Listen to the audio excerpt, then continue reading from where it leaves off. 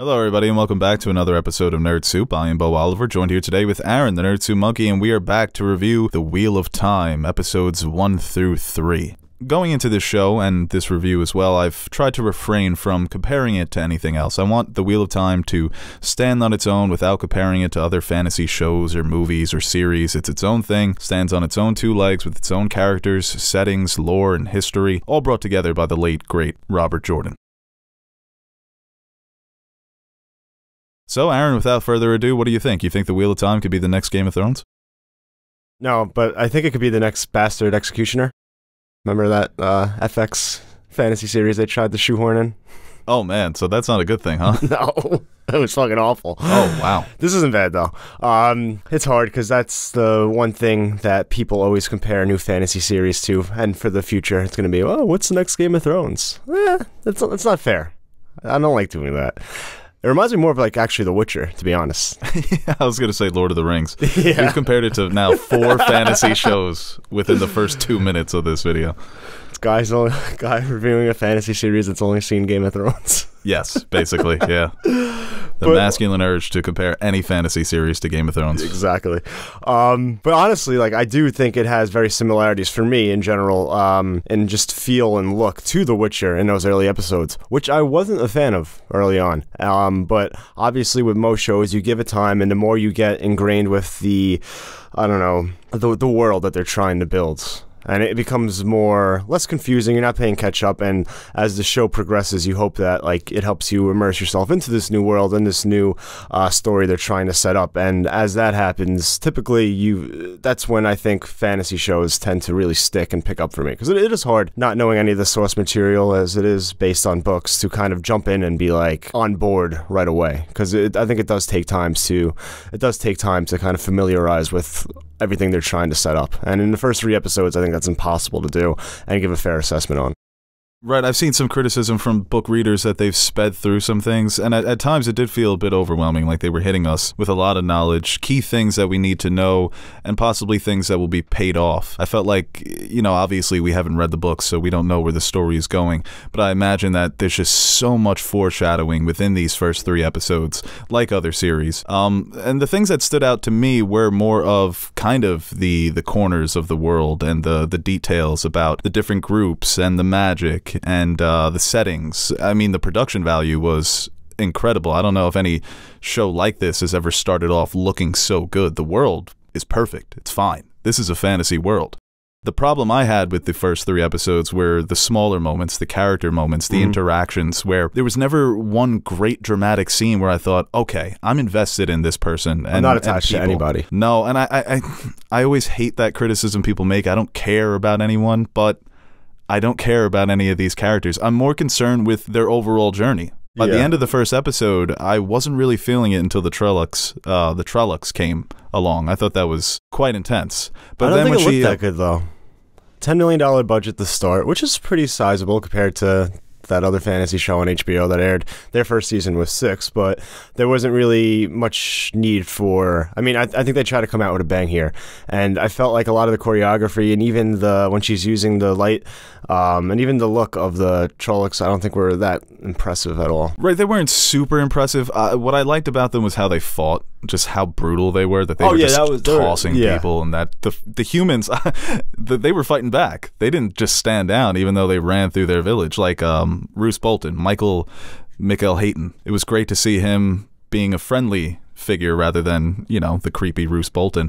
His fight scene, I thought, was the best scene of all 3 episodes. I was so into it. Yeah. Because I'm thinking, how is this, you know, 5'10" human male fighting with this giant beast? But he held his own for a bit there until his son comes through with the assist. But I'm more invested in the big picture, the big ideas, when she tells the 5 kids that she meets at the 2 rivers that one of you is the dragon reborn, and the light side wants you and the dark side wants you, and it's destiny, and they're like, you're crazy. And then she's like, we need to go on this giant journey to the White Tower. I'm like, I love a nice journey. It's a nice quest. That's where, yeah, right, a quest. And I think I'm on board for a lot of those aspects of it. But I think, like I said, it's hard for me to fully judge it after the first 3 episodes. Because, like I said with The Witcher too, a lot of what I didn't like early on was just that I was so unfamiliar with everything, and I think it's hard to adapt and kind of portray a massive world, and by the end of the first 3 episodes it had the viewer be like, oh, I know what's going on here. Sure, you can pick up certain things like the light and the dark, and it's things we're familiar with, you know. I truly have no idea what the fuck is going on. I don't know who the sides are. The White Cloaks, I had to do some research. So Yes. looking up the White Cloaks, learning that they're a cult of the light. So even though that you have the dark one and you have the light, it doesn't necessarily mean good Good or guys evil, and bad yeah. guys. So even the character of Moraine, played by Rosamund Pike, and that's the reason you get star power. You put her in that terrible wig, even though she's not a brunette, because I think she's the character I'm most invested in. It's Rosamund Pike as a fucking witch. And so. Len, he's awesome. Right, yeah. Mandragoran. They're good too. He's just cool. I like their vibes. Yeah, ride or die. I want them to come up to me at a bar and be like, hey, we saw you from across the room. We dig your vibe. You might be the Dragon Reborn. Yeah. Just kidding. We want to have sex. I'm more invested in her journey, even though she's trying to guide these kids, and obviously she's got the Aes Sedai and whatever they want to do. But she seems like a character who's maybe bit off more than she can chew, and then she's going to realize that the partnerships and the relationships that she's formed with the Aes Sedai, that not everything meets the eye. That she Right. may learn more about the complexities of all the machinations happening in the shadows. And that's intriguing to me. Like the Aes Sedai, like just like what they are and what they represent, and kind of like we don't get too much, and I still don't know really what they do, but like finding out, like getting to the White Tower and the Sisterhood, like kind of this group that kind of has this power, like that's stuff that's like, okay, that's cool. Like I want to see more of that, and it's gonna keep me coming back week after week. But you know, I just like you said, like I just really don't know what's going on for the most part. Yeah, with the Aes Sedai, I mean, the wrinkles that they gave us where there seems to be some sexism within the organization. Right, That because if men you can't- had what do they call the power? The source, right? You could touch the source. Or like when the male carriers, that drives them mad. Right. And we saw that like in the beginning of the first episode where the guy thinks he's with a friend, but he's by himself. And I think there's certain, you know, like you said, within the light, there are certain people who think, oh, well, we should kill all them. And some people don't hold those beliefs. So that's another interesting wrinkle too. Like you said, it's not just light, you're good, the dark is bad, like Star Wars, you know, light side, dark side. There's, and like in Star Wars in some aspects, but like there are factions within the good, quote unquote good, that have different beliefs. So Yeah, like even going back to the scene when they run into the White Cloaks, I think that was the most tension I felt through any of the 3 episodes, because of the scene where you see the Questioner killing one of the Aes Sedai sisters, and he eats that bird that makes him bleed. He was great, actually. Yeah. I think he might be my second favorite it's like it character. cuts your mouth, but not too much. I'm like, oh, that's nice. I want that bird. Right, yeah, he just seasoned his bird with his own blood. So he's hardcore.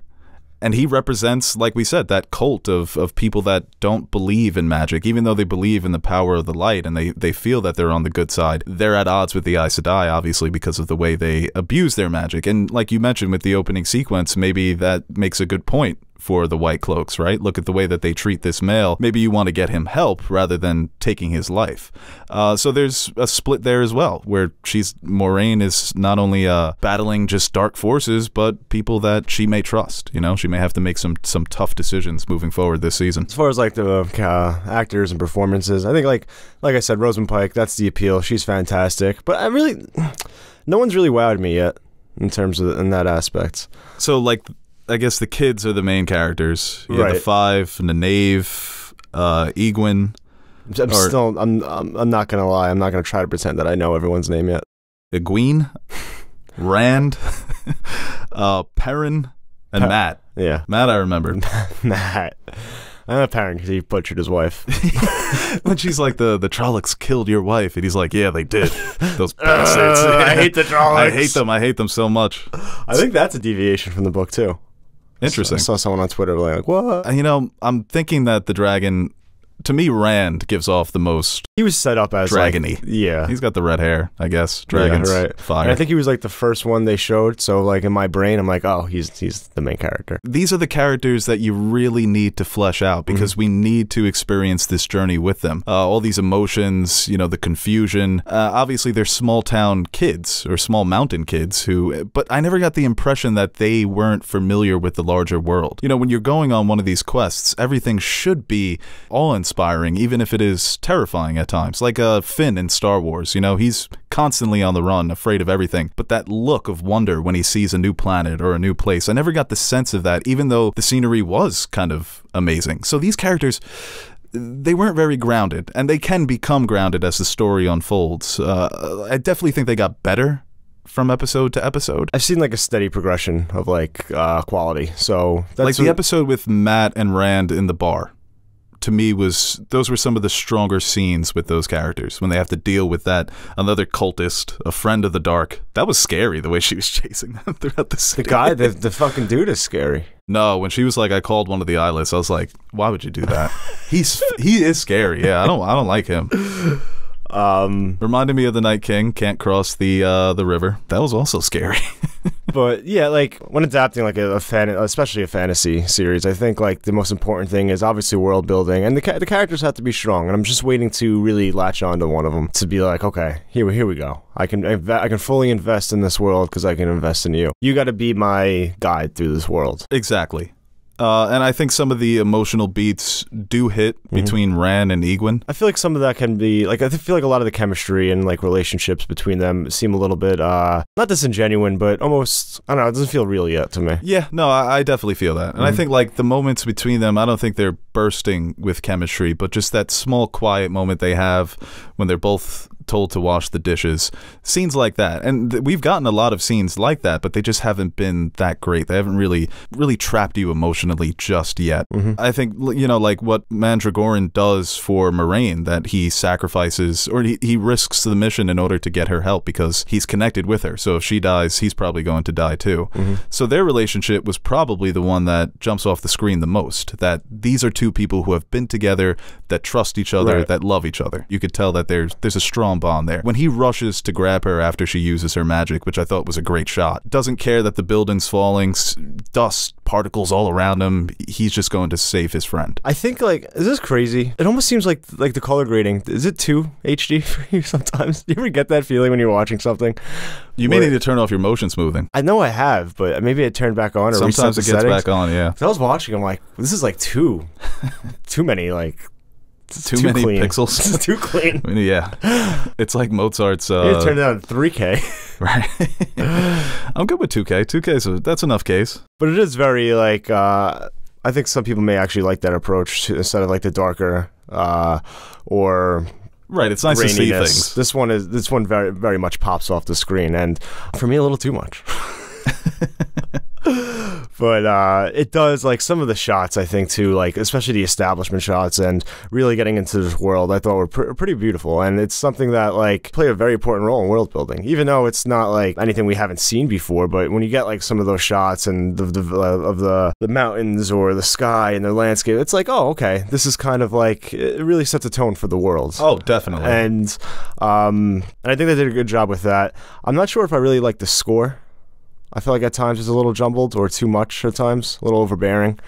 It didn't really stand out for me. No. So that's not necessarily a good thing or a bad thing. I guess I'll pay more attention to it. Usually when a score is good, it's hard to ignore, or the same thing when it's bad, you know? Because that's something I think, like we said, let's mention them again, but like with Epic Fantasy Series before, that's something when I'm starting a new one, I tend to really try to pay attention to because it's so iconic and synonymous with the genre. So I was like, ooh, let's see. Can we get some, like, I'm ready for some bangers, and I didn't get any bangers. I think what makes me kind of optimistic for this show moving forward, and it was confirmed already that they're doing season 2, is that just knowing the limited knowledge I have about the series is that they get really heavy into philosophy and themes of duality. Right, that's what I was reading up on the book. That seemed to be a main theme of the novels, and that's something I am looking forward to them delving into a little more. Right, when I watched these 3 episodes, I just imagine that a lot of these things are going to, like I mentioned before, pay off in the future. Things that we're not really picking up on. You know, you see it in a lot of great shows, or not even great, but narrative, when the narrative is this complex. So, like I said, the action, you know, it's good. Good action. I think that a scene that really stood out to me was when Nynaeve has to fight the Trolloc in the hot tub. And that was scary. What do you see this hulking beast, and then he gets in the fucking water. He starts just poking at it. I would be like when they're first coming into the town and they're just rolling through. At first, I thought there was just a couple, and then like as the scene progresses, I'm like, there's like 100 of these fuckers. It's like, yo, what do you do? They were trying to scrap, man. They were like, we just like feast on this, and just like a knife. They all sit around him and just like poking this fucker. They just had pitchforks and fucking. No, she bailed them out there at the end. And classic, we can't trust strange visitor.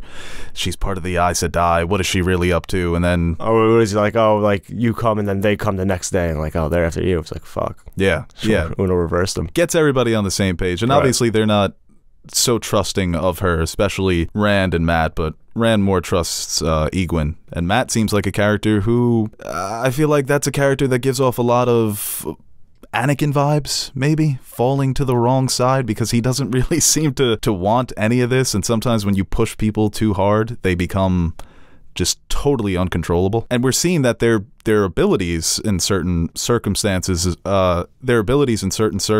seem to be developing. Like when Rand's able to break down that door. Where the fuck did that come from? So it looks like a lot of their powers are going to be developed, and I wonder how they're all going to handle that. Great power comes great responsibility. I think Matt was definitely set up as like the more interesting one from the get-go. Just like with the whole gambling thing and his friends like lending him money and kind of, I think it's, it definitely helped establish like their prior relationship and where they are and how they feel about each other and what type of people they are. But even especially when the town's getting destroyed and, the first thing he does is like he risks his life to try to find his sister, something his father won't do. Right. So I think that's a character, like you said, like maybe you get some of those vibes, but I think from what they've established early on, you could tell like these are all just good characters or good people in this world, but it depends how they get manipulated by as their journey continues and the more they find out or the more they run into or the more they discover. Yeah, because so many different groups want to get their hands on them. And it's not even a guarantee that any of them individually will be the dragon. It's a gamble. The friend of the dark friend was like, I'm just going to bring 2 of you to the Dark One and I'll become famous. What people do for clout in this day and age is just despicable. But her character, a brief stay, but we get an idea of kind of the small town perspective of what people are willing to do to get out of the cycles of being in the dirt. What are you willing to do to escape that? And we see that she became a cultist for Voldemort, essentially, because her life sucks, because she's tired of hearing the same stupid jokes at the bar. That wig, though. Well, like I said, you get the star power, but Jesus, my goodness, that is a terrible wig. I didn't really notice. It's not something I really pick up on. Wigs bother me. Yeah. I've become a big, good at spotting wigs. Well, it's not that hard to spot that one. The character of Tom Marilyn, the singer, made a very lasting impression. And he's got the classic swagger of an explorer, an adventurer, someone who probably knows way more about this world than the kids do. So, and once again, even though he presents himself as a hero here, he's got a lot of anti-hero swagger to him. So, but when push came to shove, he threw a knife through that girl's head. So maybe it's he who wants to bring these 2 to the Dark One, right? Maybe it's him. Could be. I don't trust singers. Why is your voice so good? And you're like, oh, you're so narcissistic. Like, oh, I'm good. I'm going to do this for other people. Not buying it. That'd be Teddy in the fantasy world. Because there's not a lot of options there. I could see Teddy being a fantasy world singer. But I think, like, I'm definitely, like I said, I'm definitely, like, on board. I want to see where everything plays out. I think what interests me most is, like you said, like, when they fully dive into a lot of, like, the nuances of like the light and dark, because that's what really caught my eye when reading up on it. But like I feel like what you try to do, especially with the way they were releasing it, first 3 episodes, I think that helped immensely. Because I think after 1 episode, I was like, okay. But after 3, I think you can get a feel and you get more familiar with a lot of aspects, and you're like, okay, I can see myself at least riding it out for the rest of the season. Without a doubt. But I think you made a good point about the nuances of the magic of this world. Right now it is so black and white. What's going to be that season 1 moment where our perspective is totally flipped, where it's that moment where you tell your friends, you have to watch this show because I know where it's leading up to. And obviously any great show will have several of those moments. But I think that there's so much being set up that you do have to be a bit patient. Fans have criticized that it's moving along too quickly, and someone who hasn't read the books, I felt that way too, that there could have been some smaller and quieter moments, but I think you said it best. I'm on board for the rest of the season, and I need to withhold judgment before it's all said and done, for at least this season. Yes. Fair. Also. Fair and balanced, that's taken. Damn. We were making some good points in that video. Hey guys, Aaron and Nerd Soup Monkey here. Before we end this video, I want to give a quick shout out to our Patreon supporters. What can I say about you guys that I haven't already said about myself? You are the most important part of the channel and the main reason we keep going strong. Like Bo says, you keep the lights on in the fridge, so the fridge is full. Or something like that. So, from everyone here at Nerd Soup, I'd like to thank you guys for your continued support. If you're interested in joining the ranks of our Patreon supporters, head over to patreon.com/nerdsoup and check out the rewards we offer to our patrons. We recently dropped some new stickers for you guys to check out, or you could choose a tier that will allow you to select a movie, show, or video game for us to review. We've got a full slate of fan-suggested reviews coming your way, and we're really excited about the chance to review some of those movies and shows. We've also got t-shirts, mugs, behind-the-scenes videos showing how we bring our videos to life. And once again, thank you to all our Patreon pledgers who have been supporting us throughout the years. Without you, we wouldn't be able to convert all your pledges into cryptocurrency, so thank you from my future self for making us rich.